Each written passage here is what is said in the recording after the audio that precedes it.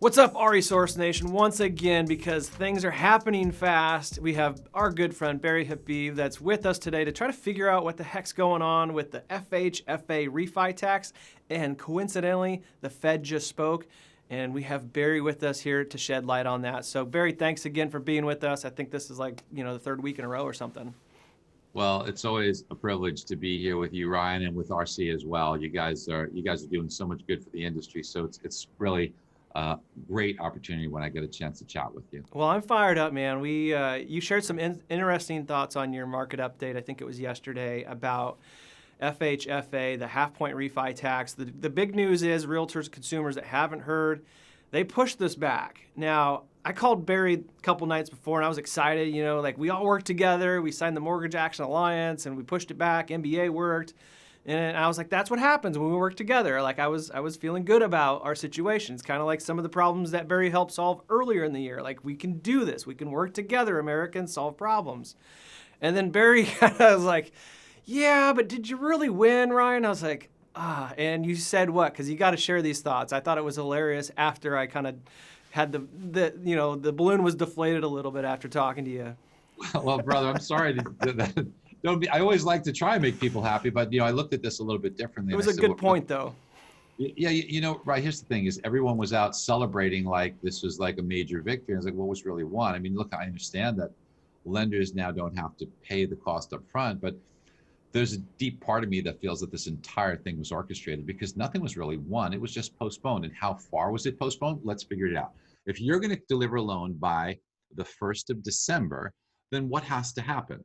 That means that you have to have it closed at least by mid-November, maybe earlier, which means with processing times, appraisal times, things are taking a bit longer now anyway. So to be safe, September 1st to the 15th is when you would have to at least try to initiate putting this fee on there. And as we speak on this, September 1st is next week.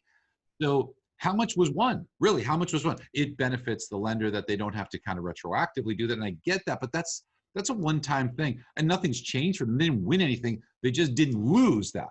Now, think about it from the FHFA, which, by the way, if you're listening to this, just so you know, that they control Fannie Mae, Freddie Mac, which in this environment is doing about 70% of all mortgages. So 7 out of 10 loans are going to them. They're making money hand over fist, $5 billion in profit for the quarter. I mean, these people are making tons and tons of money, but they want more because they want to go out of conservatorship, be independent.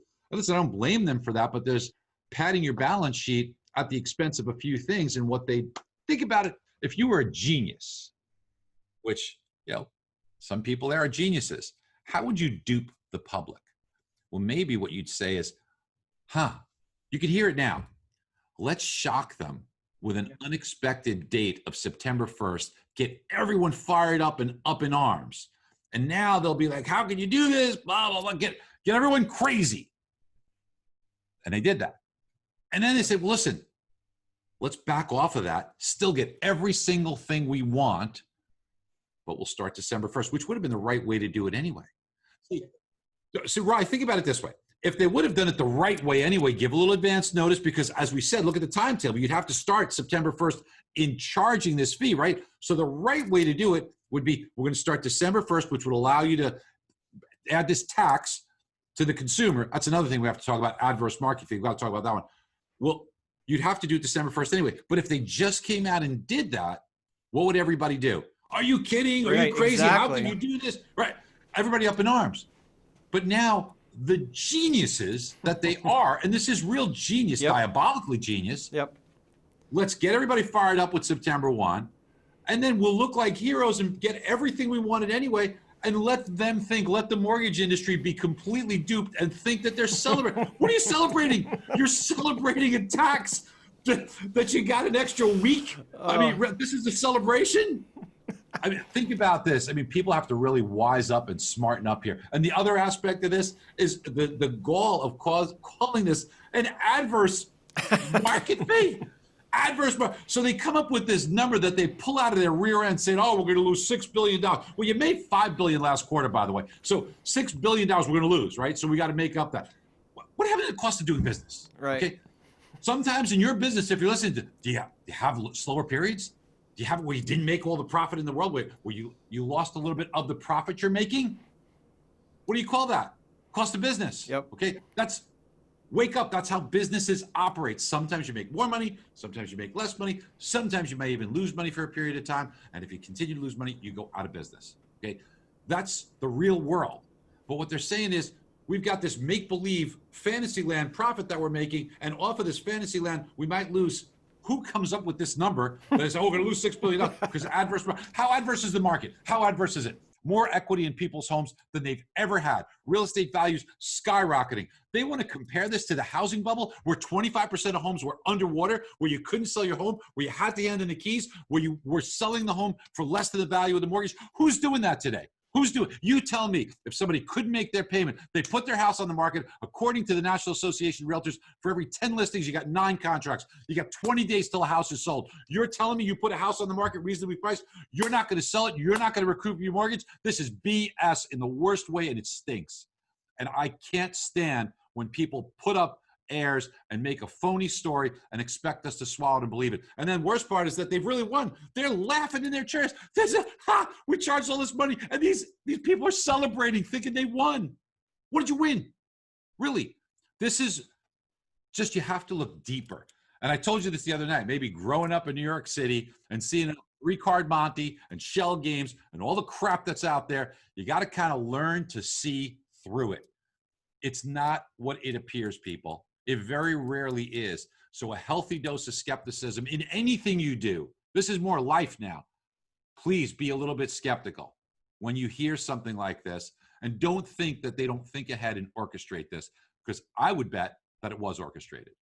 First of all, I love Fired Up Barry, and we got Fired Up Barry today, guys. I love it. Stay in that persona. That's very... Yeah, Ryan, I have a deep sense of just doing the right thing. Yeah. Okay. I don't like when you screw people over. I don't like when you BS. I would rather just say, they should just come out and say, hey, look, we just want to pad our balance sheet because we want to, so we're going to just charge it. Okay. Sorry, by the way, if everything that the Fed's trying to do to save this economy, yes, everything, all these programs that are trying to save the economy, all the taxpayer money, all the debt that you're going to be in, that your kids are going to be in, that our grandkids are going to be in, is to try and save this economy. And we're just undermine it. Yep. We're just going to undermine it for our own greed, because we don't care that the Fed's done this. We don't care that the economy's on its back right now, and it's a global recession on top of it. We don't care about that. We don't care that refinancing at a lower rate would help people. We don't care that cash out will help people. We don't care that's going to go out. We just want to be greedy. At least have the decency to be honest about it. Yep. Don't say, oh, adverse market. What adverse market? I mean, come on. It's full baloney. Good point on the Feds. Good segue, because they just spoke, and I haven't read a thing, but I'm sure you have over at MBS. By the way, this is a big deal. This is a really big deal. Catch us up, man, because I'm listening for the first time myself here. I have no idea what's happening right now. Okay, so this is another shell game, okay? Shell game played by our Fed. So our Fed is saying, we want to let inflation go up. And by the way, they don't put a stake in the ground and tell you the model. They say, well, we had an inflation target of 2%. Well, let me back up. Okay. Here's the Fed's job. It's a dual mandate. 2 things. Number 1, maximum employment. Number 2, price stability. That's the Fed. Now, Ben Bernanke, back 12, 13 years ago, he said, we want to have a 2% inflation target. This is a new concept, okay? Fed was created in 1913. Ben Bernanke says, let's make the inflation target 2%. So new concept. So Ben Bernanke says 2%, and how are you going to measure it? By the PCE, the personal consumption expenditure, which is a load of crap. Okay, you should look at the CPI, because the PCE understates real inflation dramatically. It also uses something called hedonic adjustments.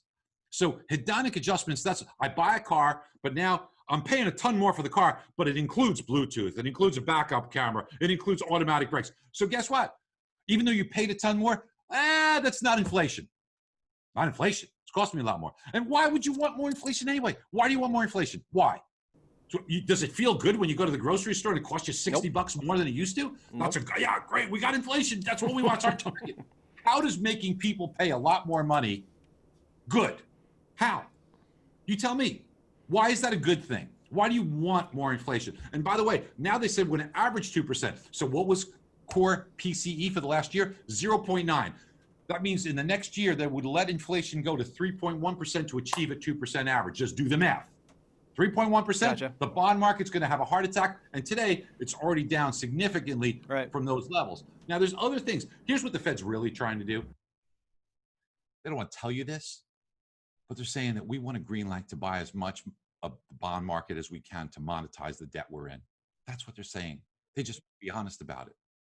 They just won't be honest. They won't be honest and say, we're headed to 30 trillion in debt and all this supply that's coming on the market, there's nobody's going to buy it. So we have to buy it so we can put all this debt together. Just say that. Just say that. Don't say, oh, the inflation target. We want. What do you want inflation for? Why? Where's it been good? I can understand if you have maximum deflation or prices are dropping 10% a year across the board and people don't want to buy because they're waiting for prices to drop lower, which, by the way, wouldn't necessarily be all bad for the economy. However, it does have its problems. I acknowledge that, but we're not in that environment. So why do you have to have inflation?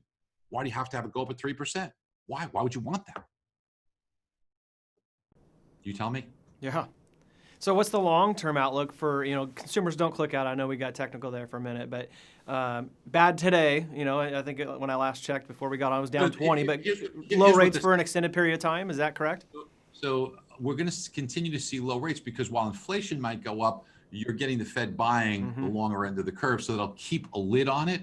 But at some point in time, that's going to stop. So what this is right now, this is your kid screaming. And the only way to get your kid to shut up is to give them a bunch of candy. We all know what happens after they have a bunch of candy. The response later is going to be great. Their teeth are going to be rotten. It's not healthy for them in the long run. So all the Fed's doing here is a sugar rush short-term fix that has to result in problems down the road. It has to. Any estimates on when those? I 100% agree. First of all, any estimates on when you see the results of eating a ton of candy? How long does that take for us to finally feel that? So here's an old saying that I really love: is it always takes longer than you think it would have to get there, but when it happens faster than you'd ever imagined. Gotcha. So I would say that it'll probably take a longer time than we anticipate, but when it unravels, it will be painful.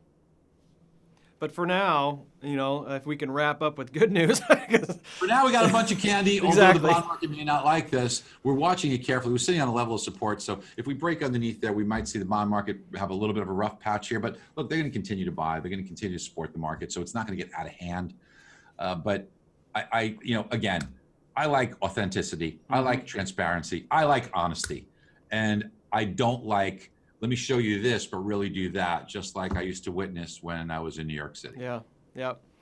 Well, foreseeable future. Not to say anything bad about New York City, the street people that used to have that's why it's called street smarts. It's a thing, and it's very, very valuable. And I don't know, I thought I was kind of plugged in, and I was celebrating, I guess what was, to your point, an empty win. Like we still, hey, congrats, we'll delay the tax. We still have the tax, guys. So I would love to keep the pressure on FHFA to get their hand out of the cookie jar. Don't beat yourself up on that, right? Because you're a super, super smart guy and you always are able to see through stuff. But this was just exactly what they were expecting, that even really smart people would be able, they'd be able to get it kind of past even really smart people by the way they orchestrated it. And that's what you have to tip your hat to, the genius of it. Evil genius plan, man. You're right.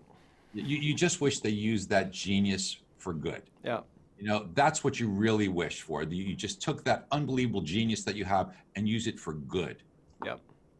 Well, I'll give you the closing statement, but I'm thinking for anybody that's maybe missed the refi train, I think it's going to be around for a while. I think houses will continue to fly off the shelf, so realtors are going to be busy for a while. Loan officers, you're more than busy. Busy was 6 months ago. You're probably tired. Keep going. Keep running at a crazy pace because it's going to be there for a while. So, right, here's the closing statement on all those points that you made. So let's go backwards. So you're going to be busy. You're making money. What are you doing with your money? Put it away. Okay, put it away. Thank you. Can it turn? This thing can turn. If rates go to 3.75%, which 4 months ago was the lowest rates in history, which many people thought we'd never get to, 3.75% can happen. What would that do to your business? How are you planning for that? Are you using debt consolidation? Are you making sure you're focused on the purchase side of the environment, which, as you also said, the first point you made, the real estate market will remain very, very strong simply because of supply and demand. And that's going to last for a while. And that's where you should really be making sure that you are being attentive to. And Ryan, in the face of so many people being anti-housing, that where I've stood for a long time and we've nailed it on the housing market. And I'm telling you, that this thing has long legs in housing. It's got long legs into the future. It's hard to buy a home. If you're a realtor watching this, you have to explain to your customers that while it might be difficult to find a home and you may have to win the home by bidding a little bit higher, you will more than likely be rewarded over the long run and maybe even over the short run too. Yep, for sure. Man, I love Fired Up Barry. Thanks for bringing him today. That's the alter ego of regular Barry. We went fast. I just don't like when people try and fool us, bro. It gets me upset. That's exactly why I wanted you on, man. When you dropped that bit of knowledge, that street smarts on me, I was like, oh, dang it, Hills, how'd you miss that? You're smarter than that. But I appreciate you, first of all, telling me the night before and then telling the rest of the industry. And guys, I hope you appreciate Barry's thoughts, his energy, because I do. And I appreciate what you do for the industry as always. And we will have Megan and Dan on, I promise. We keep saying that, but it's going to happen, guys. So that'll happen soon. Barry, again, thanks for everything that you do for us, man. Appreciate it. Love you, brother. Love you. Thank you. See you next time.